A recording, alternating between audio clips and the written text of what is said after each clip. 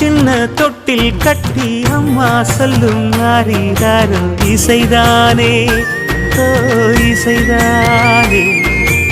ஆணும் பெண்ணும் கட்டில் கட்டி ஆசமிட்டு கட்டுறதும் இசைதானே ஓ இசைதானே. ஆறு மனமே யாரு இங்க அனைத்தும் அறிந்ததாரு.